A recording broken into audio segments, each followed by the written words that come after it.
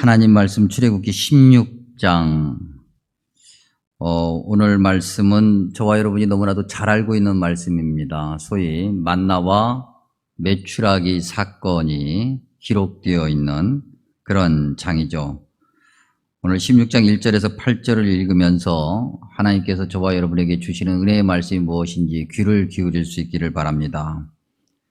오늘 말씀에 보니까 이스라엘 백성들이 출애굽 직후 둘째 달 15일에 신광야에 이르렀다 그랬습니다. 그리고 이스라엘 자손을 뭐라고 표현하냐면 이스라엘 자손 온 회중이라고 표현합니다. 온 회중이라고 그랬으니까 한 명도 빠짐없이 모든 하나님의 백성이, 그런 얘기죠. 뭔가 의도하는 바가 있는 겁니다. 뭔가 그 다음에 나타나는 뭔가가 있다고 하는 거죠. 어쨌든 그렇게 모든 하나님의 백성들이 신광야에 이르러서 무엇을 했는가? 계속해서 성경을 읽다 보니까 이들이 모여서 모세와 아론을 원망했다 그랬어요. 그러니까 하나님의 백성들이 한 명도 빠짐없이 다 같이 모세와 아론을 원망하는 일, 그걸 신광야에서 한 거예요. 모세와 아론을 원망했다라고 우리말로 번역되어 있는 이 번역 문장은 뭔가 하나를 빠뜨려 놨습니다. 빠진 단어가 하나 있는데 그냥 전치사인데 굉장히 어떻게 보면 의미를 강조하는 역할을 하는 그 전치사가 하나 있죠. 이 전치사 히브리어 발음으로 하면 알이라고 하는 전치사인데, 이 전치사를 넣어서 다시 번역하면 온 이스라엘 백성들이 모세와 아론을 거역하여 원망했다, 이렇게. 거역했다라고 하는 표현이 빠진 거예요. 거역했다는 건 뭘 얘기하는 겁니까? 의도적이잖아요. 능동적이고 적극적이고. 온 하나님의 백성들이 영적인 지도자인 모세와 아론을 적극적으로 원망한 거죠. 불평을 쏟아낸 거고요. 반항한 거예요. 이러한 이스라엘 백성들의 모습을 출애굽기 16장이 시작부터 이야기를 하는 이유가 있겠죠. 왜냐하면 영적 지도자를 향한 그 원망은 다시 바꿔 얘기하면 여호와 하나님을 원망하는 것이기 때문에 성경은 그렇게 말하고 있죠. 이 원망한다라고 하는 것, 특별히 영적인 지도자를 향해서 원망한다고 하는 것을 우리가 16장을 통해서 보지 않았습니까? 16장 앞에 15장, 그리고 16장 뒤에 17장, 15장에 한 번, 16장에 한 번, 17장에 한 번 계속해서 나오죠. 특별히 16장 8절 끝부분에 보면은 우리가 누구냐? 너희의 원망은 우리를 향하여 함이 아니요 여호와를 향하여 함이다 라고 말하면서 영적인 지도자를 향한 원망이 그 영적인 지도자라고 하는 사람을 향해서가 아니라 하나님을 거역하는 원망으로 동일시되고 있어요. 17장으로 가면 17장 2절에 너희가 어찌하여 나와 다투었느냐, 너희가 어찌하여 여호와를 시험하느냐라고 말하면서 조금 더 읽어가면 17장 7절에 여호와를 시험하여 이르기를 여호와께서 우리 중에 계신가 안 계신가 하였음이더라. 하나님이 정말 계신지 안 계신지 내가 확인해 보겠다고 하는 거잖아요. 하나님이 정말 계신지 안 계신지를 내가 한번 확인하고 판단하고 결정하겠다고 하는 거니까, 영적인 지도자를 향한 원망은 여호와 하나님을 향한 원망이고, 여호와 하나님을 향한 원망은 다시 말하면 내가 주인이 되겠다는 거예요. 하나님이 주인이 아니라 내가 주인이 되어서 내가 주관적으로 나 중심으로 내가 한번 하나님을 판단해 보겠다고 하는 거예요. 도대체 성경은 왜 영적 지도자를 원망하는 것을 여호와 하나님을 원망하는 것이라고 말하고 있을까? 우리가 사실 굳이 질문하지 않아도 답을 이미 알고 있죠.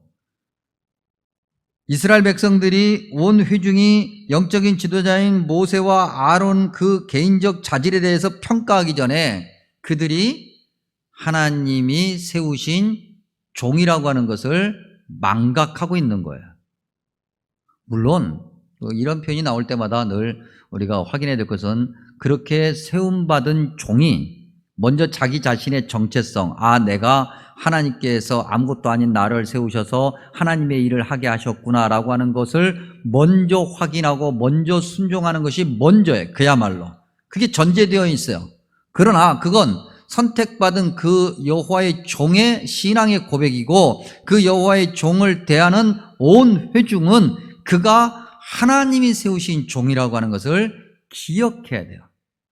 그래야 그 영적 지도자를 통해서 역사하시는 하나님의 그 역사하심도 맛보게 되고 하나님 말씀하시는 그 음성도 듣게 되고 그럴 수 있지 않아요? 그래야 하나님이 원하시는 열매를 맺을 수 있지 않겠습니까? 우리가 신앙의 고백 이런 거 다 내려놓고라도 영적인 지도자를 향해서 원망하고 영적인 지도자를 거슬러서 거역해서 우리에게 무슨 유익이 있어요, 여러분? 그렇지 않나요? 영적인 지도자를 향해서 거역하고 그렇게 불만을 표출하고 거기에 감정을 쏟아내면 우리 안에 어떤 유익이 있냐고요? 아무런 유익도 없잖아요. 그러니 하나님께서 세우신 귀한 종이라고 하는 것을 그냥 받아들이는 믿음, 그것을 성경은 강조하고 있고, 그 믿음에서 시작을 해야만이 주님이 원하시는 열매를 맺을 수 있다. 특별히 원망이라는 이 단어 말입니다. 이 원망이라는 단어가 하나님의 백성 공동체, 교회 공동체 안에 있을 때는 이 원망이라는 단어가 어떤 역할을 하게 되냐면 바이러스의 역할을 하게 돼요. 그것도 나쁜 바이러스 말이죠. 삽시간에 퍼진다고 하는 거죠. 그래서 온 영적 공동체를 무너지게 하는 거예요. 아까도 우리가 잠깐 말씀 초반에 봤던 것처럼 이스라엘 백성들이 이제 모세와 아론을 원망했는데 이스라엘 자손의 온 회중이라고 그랬잖아요. 모든. 갑자기 이스라엘 자손이 야곱의 후예들이 갑자기 한 마음이 돼서 한 게 아니에요. 그 중에 그 어떤 원망의 불씨가, 원망의 씨앗이 삽시간에 바이러스 퍼지듯이 쫙 퍼져서 온 하나님 백성 자녀들이 그렇게 원망으로 꽉 차게 됐다는 거죠. 그러면 그 결과는 무엇일까? 그렇게 바이러스처럼 쫙 퍼져서, 나쁜 바이러스가 쫙 퍼져서 만들어내는 결과, 하나님 백성 공동체 안에 원망이라고 하는 것, 불평이라고 하는 것이 쫙 퍼져서 만들어내는 결과가 무엇인가? 민수기로 가보면 민수기 14장 27절에 나를, 다시 바꿔 얘기하면 여호와 하나님을 원망하는 이 악한 회중에게, 그 악한 거라는 거예요. 그런 것은 악한 거예요. 그 악한 회중에게 내가 어느 때까지 참으랴? 하나님께서 참지 않으시겠다고 하는 것이고, 하나님께서 참지 않으셨을 때 결과가 민수기 14장 29절에 있는데, 너희 시체가 이 광야에 엎드러질 것이라. 너희 중에서 20세 이상으로서 계수된 자, 바꿔 얘기하면 하나님을 원망한 자 모두가 다 약속의 땅 가나안 땅에 못 들어갈 것이다 그랬어요. 여러분, 우리가 이미 알고 있는 것처럼 여호수아와 갈렙 외에는 심지어 모세조차도 아무도 약속의 땅에 못 들어갔잖아요. 출애굽 1세대가 말이죠. 출애굽하고 광야에서 여호와 하나님의 은혜를 알고 그렇게 감격을 경험했던 그들의 어리석음 때문에, 원망이라고 하는 바이러스 때문에 한 명도, 여호수아 갈렙을 제외한 한 명도 온 회중이 가나안 땅 약속의 땅에 못 들어가는 어리석은 결과를 만들어내는 거예요. 그래서 원망한다고 하는 것은, 불평한다고 하는 것은 나도 죽고 온 성도들을 같이 죽게 하는 그런 어리석은 결과를 만들어내는 거죠. 근데 이 원망이 우리가 이제 확인해 보겠습니다만 갑자기 하루아침에 이유 없이 툭 생긴 건 아니에요. 이게 습관처럼 우리 안에 내재되어 있는 경우가 많아요. 원망이 습관이 되고 그 습관이 전염성이 매우 강해서 공동체 전체를 무너지게 한다고 하는 거죠. 우리가 조금 더 살펴보면 이 부분에 대해서 먼저 우리가 16장 말씀을 나누고 있는데 이 16장 본문에 이르기까지의 이스라엘 백성들의 여정을 볼 필요가 있습니다. 이제 주님께서 애굽 땅에 10가지 재앙을 내리시고 난 다음에 이스라엘 백성들의 출애굽기 12장 13장에 가면 람셋이라고 하는 곳에서 이제 출발하기 시작합니다. 그렇게 출발했던 이스라엘 백성들이 14장에 가면 에담이라는 곳에 머물게 돼요. 그런데 에담은 바로 홍해 앞에 있는 지역이에요. 이제 눈앞에 홍해가 보여요. 여기서 하룻밤 지나고 그 다음에 홍해를 건너면 영토적으로 물리적으로 완전히 정말 출애굽하게 되는 거죠. 근데 여러분 우리가 잘 알고 있는 것처럼 14장에서 무슨 일이 있었습니까? 그들을 뒤쫓아오는 애국 군대의 말발굽 소리에 전차 바퀴 소리에 이스라엘 백성들이 두려워하면서 뭐 했어요? 찬송했어요? 기도했어요? 뭐 했어요? 원망했어요. 불평했어요. 그럼에도 하나님께서 그들을 출애굽시켜 주시죠. 홍해를 건넜습니다. 그리고 그들이 수르 광야로 들어가 곧바로 사흘 길을 걷죠. 광야, 사막. 그 사막을 사흘 동안 걸어요. 그리고 마라라는 곳에 이르죠. 이게 15장에 있는 이야기인데 마라라는 그 단어 자체가 그랬던 것처럼 물이 없어서 이스라엘 백성들이 사흘 동안 너무나도 목말라서 헐떡거리고 있는데 마라에 이르니까 물이 있는 거예요. 그래서 그 물을 막 퍼마시려고 그랬더니 물이 너무 써. 독이 그 안에 들어가 있는 것 같아. 그래서 이스라엘 백성들이 뭐 했습니까? 야, 물이 있으니까 우리가 하나님께 간절히 기도하자. 그러면 하나님께서 응답해 주실 거야. 그랬습니까? 아니면 뭘 했어요? 원망하죠. 불평해요. 영적인 지도자에게 찾아가 원망을 쏟아냅니다. 그러한 이스라엘 백성들에게 하나님께서 15장 27절에 가면 물샘 12개 종려나무 70그루, 이것은 마라에서 조금 더 가면 엘림이라는 곳이 있는데 거기에 이르러 오아시스를 보게 해요. 그리고 16장에 와서 애굽에서 나온 후 둘째 달 15일이다 그랬어요. 그러니까 첫째 달 지나고 둘째 달이니까 첫째 달 30일, 둘째 달 15일째니까 15일 합하면 45일, 뭐 람셋에서부터 시작했다 할지라도 아무리 길어도 석 달을 안 넘어가는 거예요. 한 달 30일 잡으면 한 달, 두 달, 세 달, 그러면 90일, 100일이 안 넘었어요. 출애굽하고 100일이 안 넘은 거예요. 출애굽 직전에 무슨 일이 있었습니까? 하나님께서 애굽 사람들에게 내리신 10가지 재앙을 이스라엘 백성들이 눈으로 보고 귀로 들은 것이 아니라 몸으로 확인했잖아요.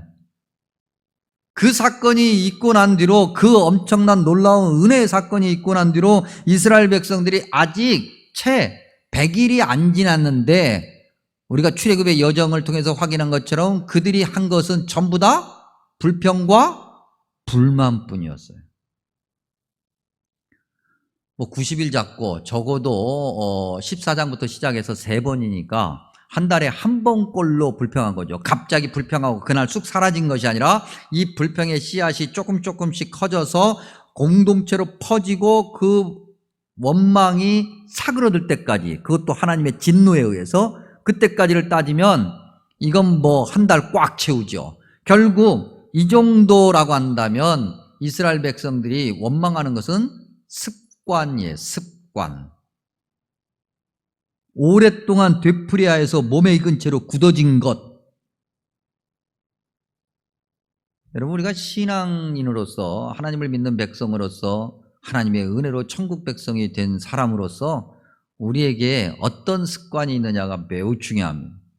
이렇게 우리도 알게 모르게 원망하고 불평하는 습관이 있느냐, 아니면 늘 감사하고 하나님의 은혜 안에서 기뻐하는 습관이 있느냐, 매우 중요한 거예요. 여러분, 이 부정적인 습관은요, 즉 원망하고 불평하는 부정적인 습관은 어디서부터 시작되는 거냐면 나는 옳고 남은 틀리다라고 하는 자기도 알게 모르게 가지고 있는 그 전제에서부터 시작되는 거예요. 나는 옳고 남은 틀린 거예요. 그렇기 때문에 옳은 내 말대로 움직여야 돼. 근데 여러분, 어디 세상이 그렇습니까?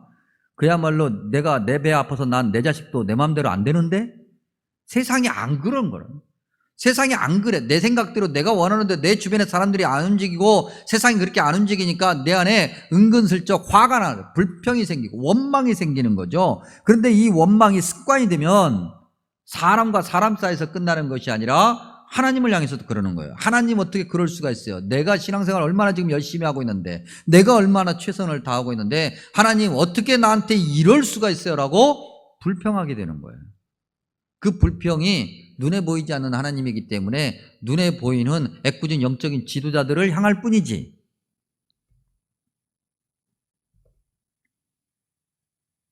꼰대. 제가 나이가 이렇게 조금씩 들어가면서 저를 이렇게 돌아보면 내가 꼰대인가 아닌가, 그 꼰대 자기 진단 하는 것이 있습니다. 여러분 이렇게 누가 이렇게 장난하고 인터넷으로 이렇게 장난하게 올려놓는지는 모르겠지만 제가 이렇게 해보니까 설득력이 있어요. 그래서 제가 그거 한번 해봤더니 여러분들이 보시기에 저는 꼰대일까요, 아닐까요? 꼰대더라고 저도. 예. 이게 꼰대란 말이 뭘까 하고 이제 사전을 보니까 우리 그 어원이 어디든지는 모르겠지만 아주 오래 전부터 우리나라에 있었던 단어예요. 그래서 국어사전에 등재되어 있는. 그래서 가만히 보면 여러분 적어도 40대 이상 모인 사람들 가만히 대화를 들어보면요, 남의 말에 귀를 기울이면서 그러냐고, 좋다고, 그러면 그렇게 한번 해보자고 라고 하는 그런 표현보다는 그거 아니라고, 내 말 들어보라고. 어떤 게 더 많을 것 같습니까? 후자가 훨씬 많아. 절대예요 그냥. 그래서 다 내 말 들으래. 다 내 말대로 해야 된대. 다 내가 얘기하는 것이 옳대요. 근데 요즘에는 젊은 꼰대들도 있어요. 그 어른들 꼰대를 보면서 배워서 그런지 20대들도 다 자기가 옳대요. 다 자기가 생각하는 대로, 자기 표현대로, 자기 마음대로. 그래서 누가 얘기해도 왜요? 라고 반문해. 근데 여러분, 영적인 꼰대, 신앙생활을 오래하면 오래할수록 하나님이 원하시는 말씀에 우리의 죄악됨을 고백하면서 점점 낮아지고 겸손하고 숙여야 되는데 우리가 그러지 않고 영적인 꼰대가 되어가는 거예요. 야, 내가 교회를 몇 년 다녔는데 내가 교회에서 이렇게 해보니까 이렇게 저렇게, 그리고 말이지 내가 지금 말이야, 나라고 하는 것이 그렇게 강조가 되어버려요. 그래서 우리 안에 늘 불평과 불만이 알게 모르게 쌓이는 거죠. 왜? 그렇게 내가 얘기한다고 해도 다 내 뜻대로 되는 것도 아니기 때문에. 우리의 대화가 다 끝나고 난 뒤로 우리와 함께 했던 대화했던 그런 나 외에 다른 사람들이 모두가 다 행복한 마음으로 영적인 도전을 받고 그리고 가면은 우리는 꼰대에서 조금 자유로운 거예요. 그런데 마음속에 말은 못하고 표현은 못하지만 속으로 다 불편해져 버렸어. 다 부담스러워졌어. 그러면 그건 틀림없이 영적 꼰대예요. 그리고 영적 꼰대 그 뒤에는 불평과 불만이 자리하고 있는 거예요. 그리고 그것은 나는 옳고 남은 틀리다라고 하는 전제에서 출발하는 거죠. 이 불평과 원망을 어떻게 해야 할까? 이 원망과 불평하는 그 이유를 알면 우리가 어떻게 해야 될지 알 수 있을 텐데, 성경을 통해서 원망과 불평하는 이유를 확인해 보면 당연히 이런 답이 나오는데, 그 답은 우리가 하나님의 은혜를 잊어버리기 때문에 그렇죠. 하나님의 은혜를 잊어버려요. 그럼 우리는 또 그런 질문을 할 수 있어요. 도대체 우리는 하나님의 은혜를 왜 잊어버리는가? 왜 잊어버려요? 눈앞에 있는 것에 집중하기 때문에 그런 거예요. 눈앞에 있는 것에. 여러분, 우리가 한번 다시 성경 본문으로 들어가죠. 이스라엘 백성들이 애굽에서 종로를 탈 때 그들은 멀리 바라볼 수 있는 능력을 가지고 있지 못했어요. 멀리 바라볼 수 있는 기회조차도 없었어요. 왜냐하면 노예니까. 노예는 항상 고개를 숙이고 땅만 바라보면서 시키는 것만 열심히 하는 자들이니까, 그렇게 해야만 하는 자들이니까 멀리 내다볼 수 없는 거예요. 근데 그런 자들을 하나님께서 출애굽시키시고 먼 지평선을 바라보게 하셨어요. 사막에 딱 나오니까 멀리 쫙 펼쳐져 있는 지평선이 보이는 거예요. 여러분, 그 지평선, 수평선의 거리가 얼마나 되는 것 같습니까? 제가 이번에 휴가 기간 동안에 갑자기 궁금해져서 한번 찾아보니까 수학학자들이 딱 계산을 했는데요. 생각보다 멀지 않더군요. 우리 눈에 보이는 수평선, 지평선까지의 거리가 직진으로 뚝 따지면 5km가 안 돼요. 그 5km가 얼마예요? 적당히 좀 빠른 걸음으로 걸으면 1시간 이내에 갈 수 있는, 생각보다 가까운 거리인데도 우리는 굉장히 멀리 보여요. 그 가까운 거리를 주님께서 멀리 보게끔 해주신 거죠. 여러분, 요즘에야 우리가 이제 다 도시에 살고 그러니까 창문 열면 바로 남의 집 창문이 보여서 참 조금은 좀 쑥스러울 때가, 당황스러울 때가 많은데, 여러분, 그러다가 우리가 어쩌다 한번 산에 한번 올라가면 멀리 탁 보이잖아요. 멀리 보이는 그 광경을 보면서 답답하고 화가 나고 그러는 분들 혹시 계십니까? 그런 분들 계시면 우리가 어떻게 해야 됩니까? 따뜻하게 보살펴 드려야 돼요. 잘 지켜봐야 돼요. 근데 일반적으로 사람들이 멀리 올라가서 탁 트인 곳을 보면 가슴이 뻥 뚫리죠. 시원하고.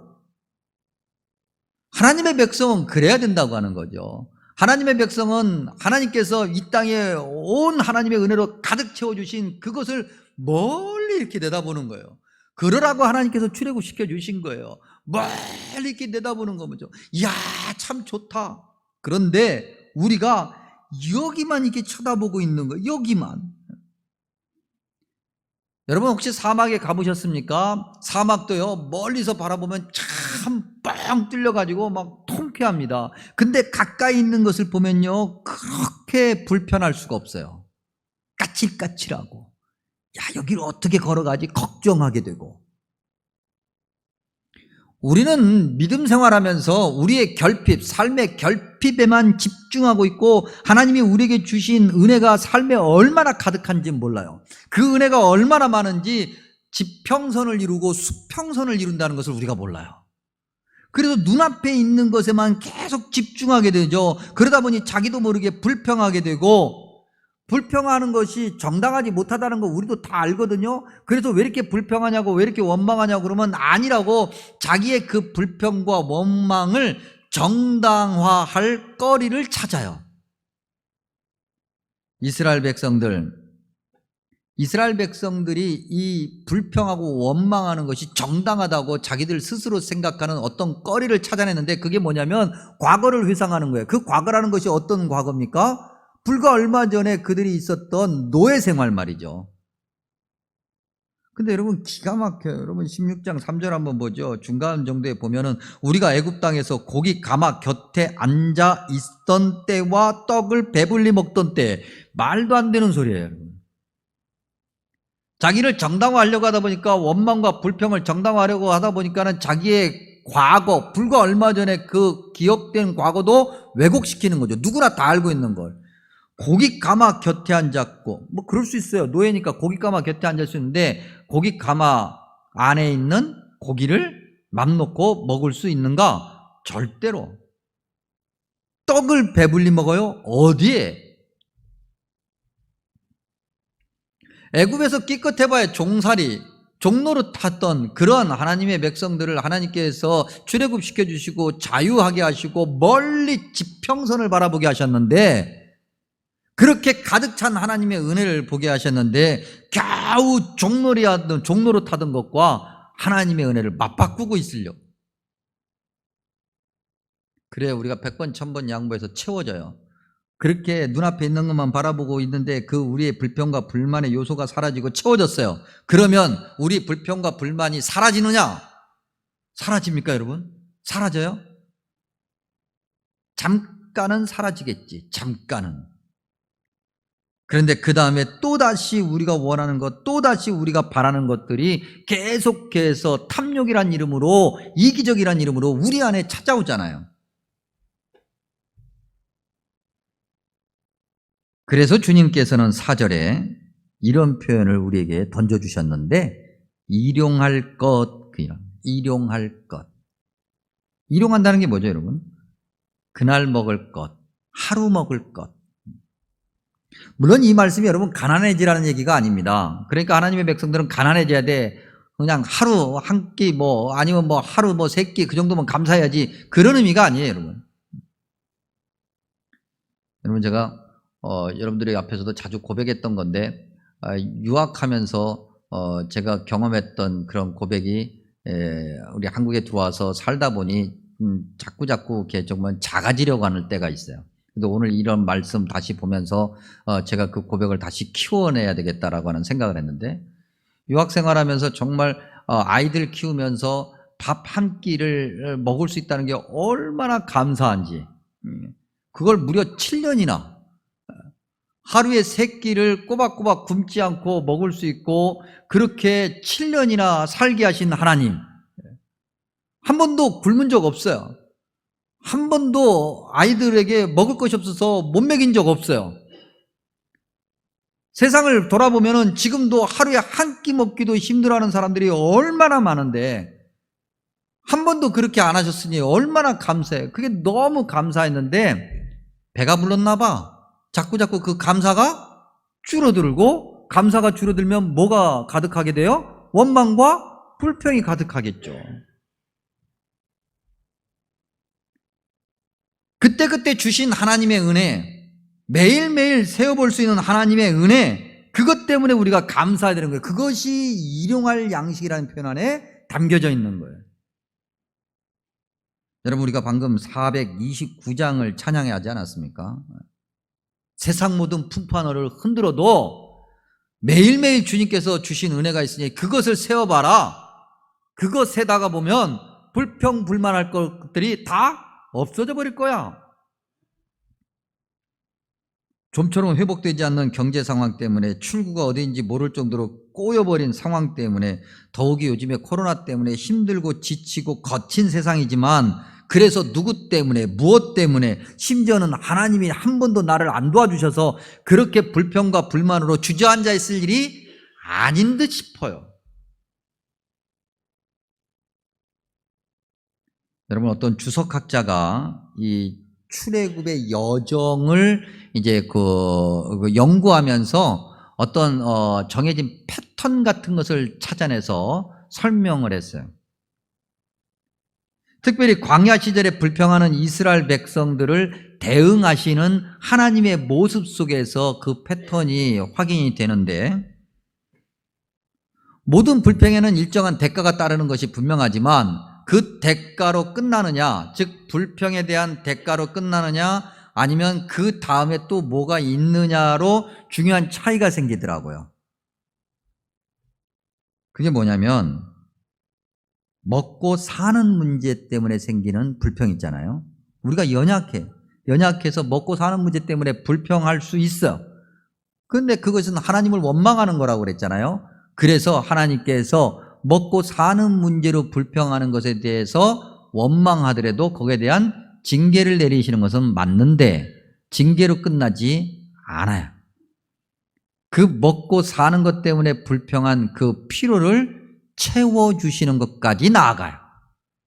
우리가 15장 안에서도 확인해 보는 수 있는 것이, 물이 없다고 불평하고 이 쓴물은 도저히 마실 수 없다고 불평하니까 하나님께서 이스라엘 백성들을 혼내시고 난 뒤로 거기서 끝나지 않고 그 다음에 어떻게 했어요? 엘림에 이르러 물샘 12과 종려나무 70그루를 주셔서 쉬게 하셨어요.